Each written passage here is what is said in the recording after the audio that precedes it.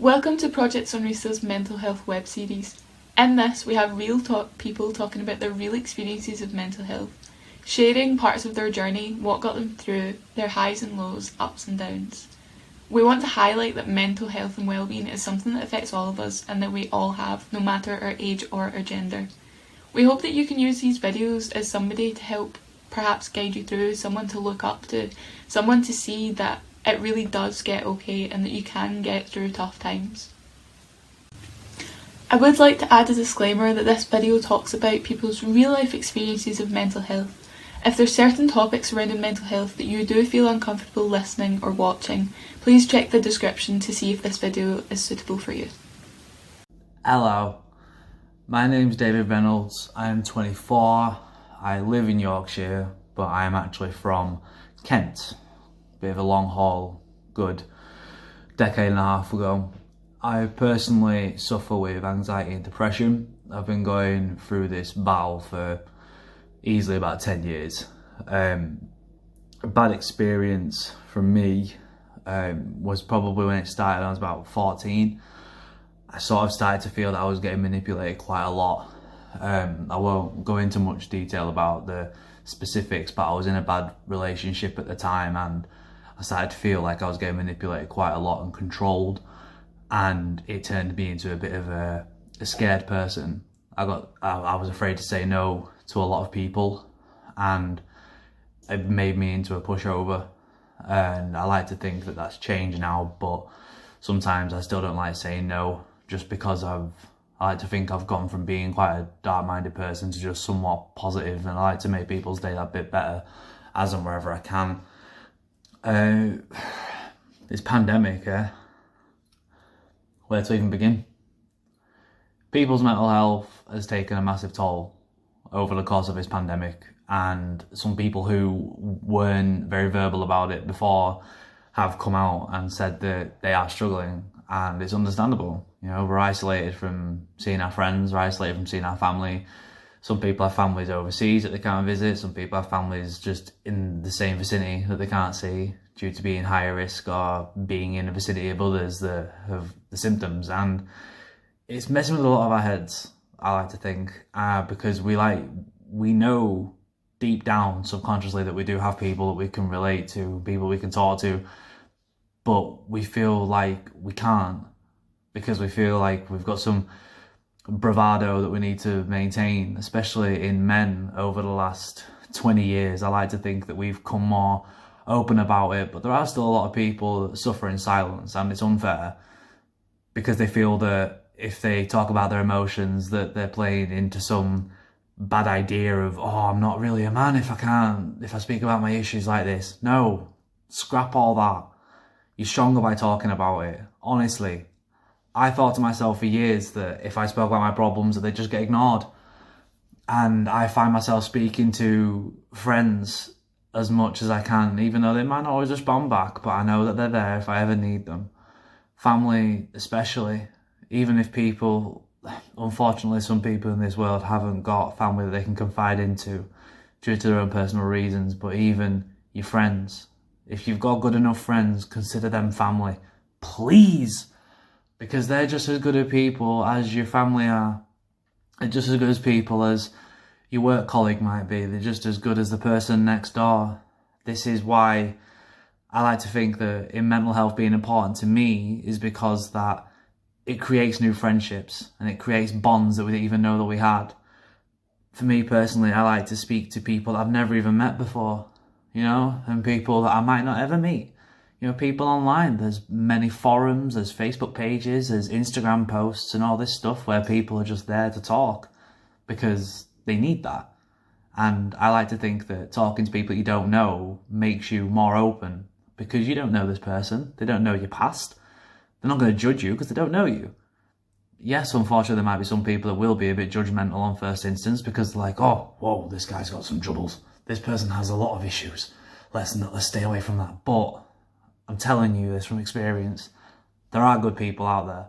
There's so many good people out there. You just need to take the time to find them. Or they take the time to find you. And patience is essential in this sort of environment, and especially with depression as well. we feel that we're trapped in a room and we can't get out. It's a black hole that we fall into and we can't seem to get out of it. But trust me, you can. There's light in every single tunnel. I can't say this enough. Communication is more than essential.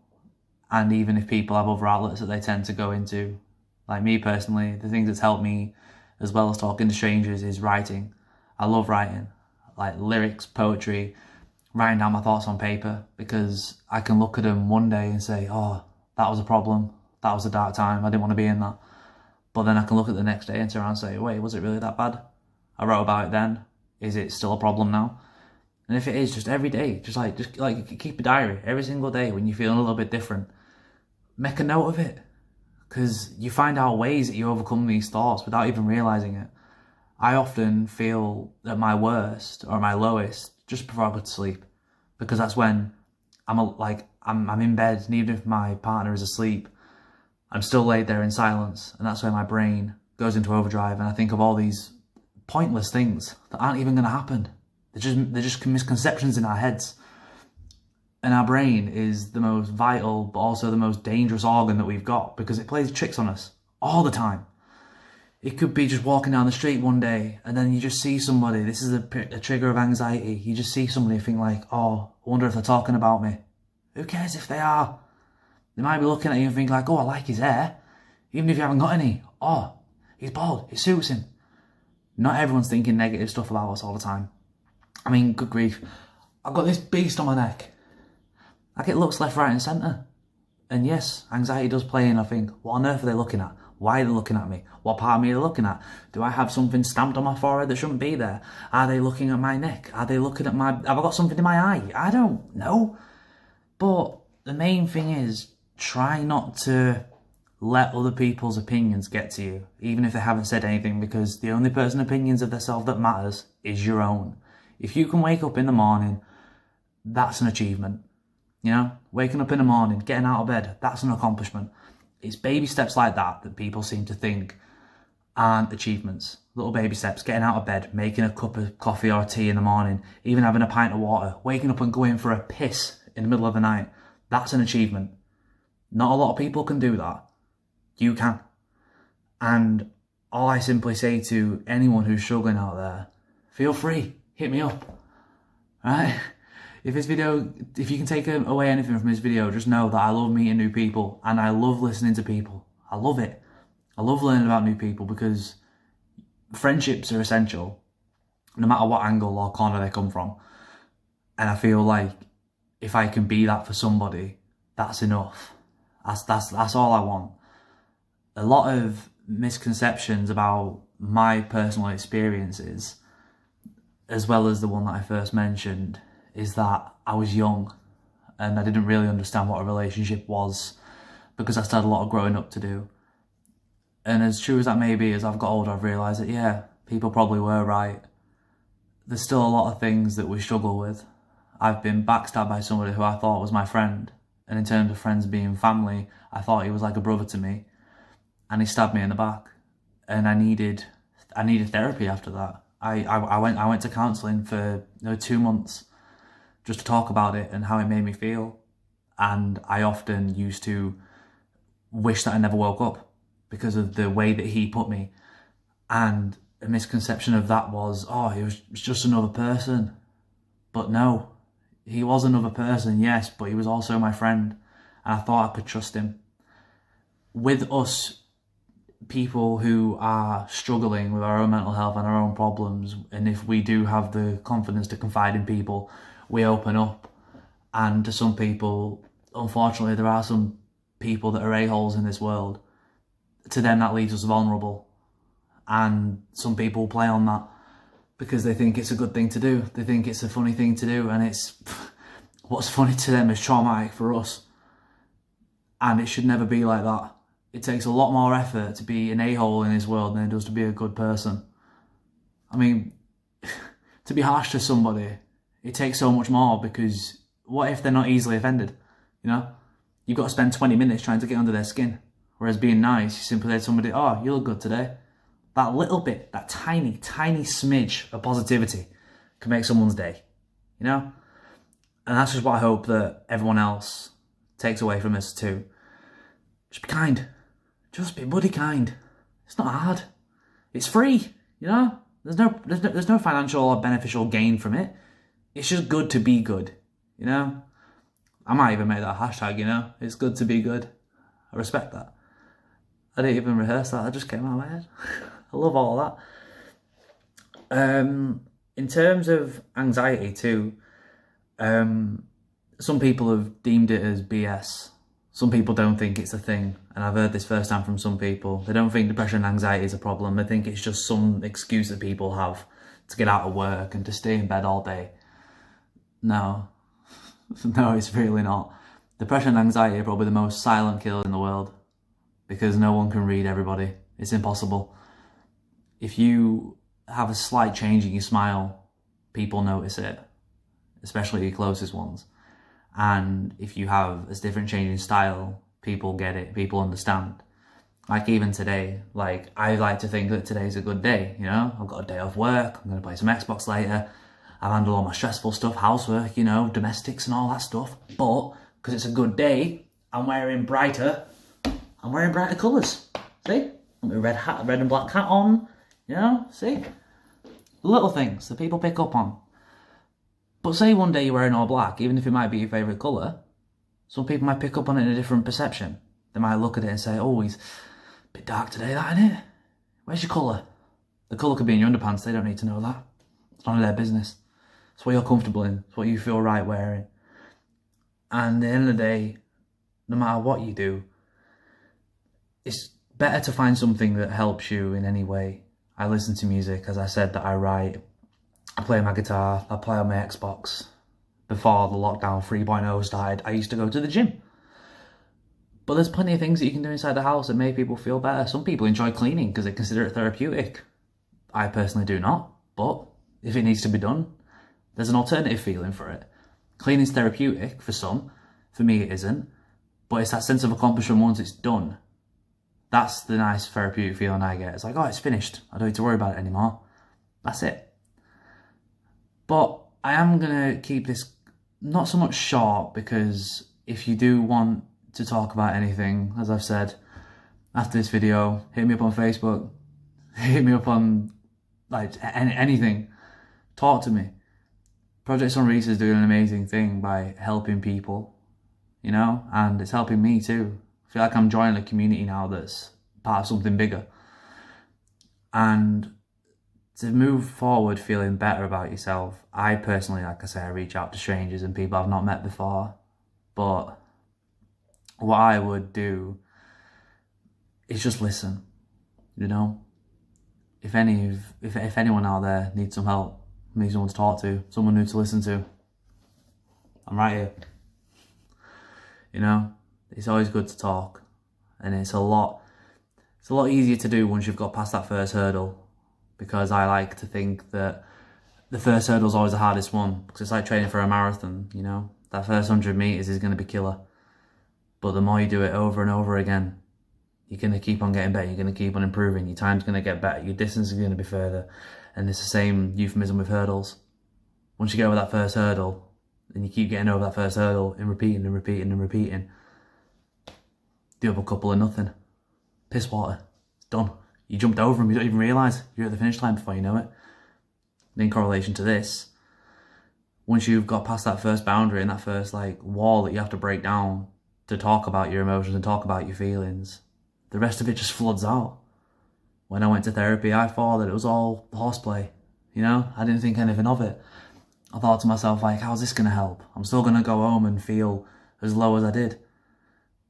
Didn't happen.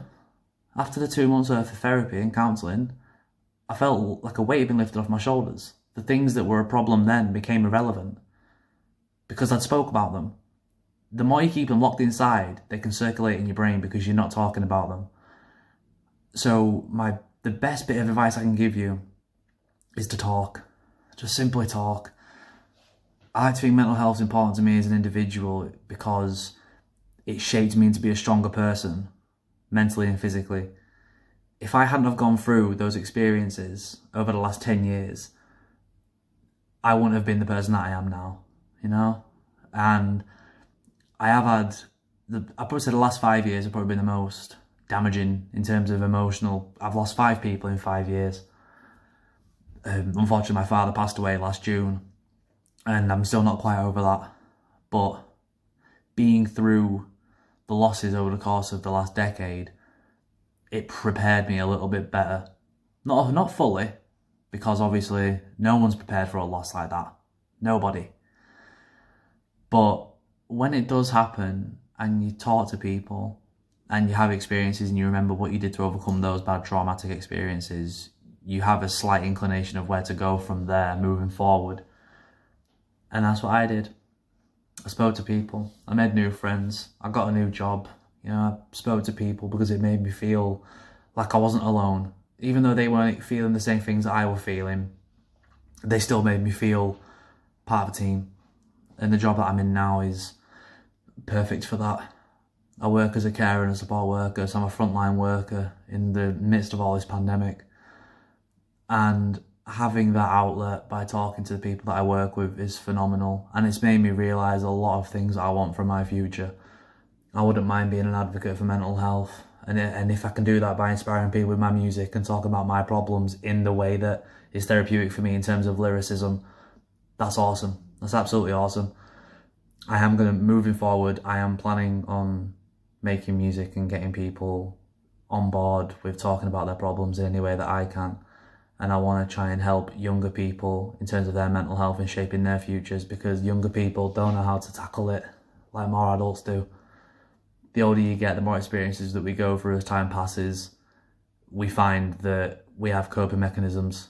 Whether we like to admit it or not, we've got them, and we also know what to expect when a dark place is on the horizon.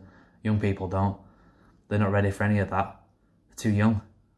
We as a community have got to make sure that the people, the generation after us, are prepared and they're ready and they're strong. And we need to stay strong for their sake as well as our own.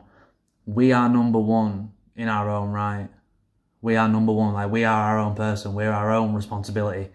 And we need to look after ourselves in here, and everywhere.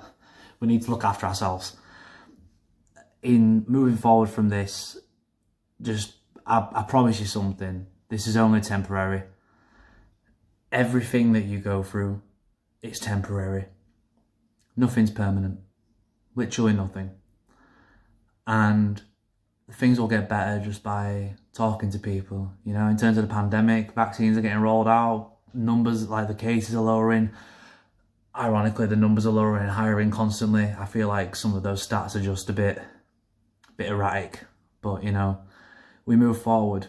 And the best thing I can give you moving forward to make things a little bit better, don't think of it as 1 year at a time, 1 month at a time, not even 1 day at a time. Just take it one moment at a time. Watching this, being here with me, being on Project Sonrisa, going out for a walk, having your morning coffee. They're all moments that we need to take one at a time. To quote a man who has inspired me a lot over the years, my dad, everything gets easier in time. Just have a bit of patience. And trust me when I say that if we all stick together and we all talk and we all just be there for one another, I promise you, it will get better. I can't stress that enough. Just know that you're loved. Even if you can't feel it, you should know it. And I want you all to feel the love from this video, because just know this, that I love you. Someone and many, many, many others out there love you too. And just keep fighting, yeah? Like I say, this won't last forever. It's temporary. And things will get better. Just take it one moment at a time. Be yourself. Get some hugs in while you can, you know? Be around the people that you love. Just give them all a massive hug. Tell them you love them. Spread the love. Spread some enjoyment. Spread some positivity, man. Send me something funny, you know? What makes you laugh? What makes you smile? You know? I want to learn about you all, yeah? I want to talk to you all. I want you to talk to me. So just to conclude, take this one moment at a time. Be yourself. Be true to who you are. Be around positive vibes. and it's positive vibes only from here on. I ain't gonna let that be any different. Alright? So, to all of you watching this episode now, I love you. Keep fighting. We got this. See you later. Bye! I can't find the stop button. Sorry. Bye.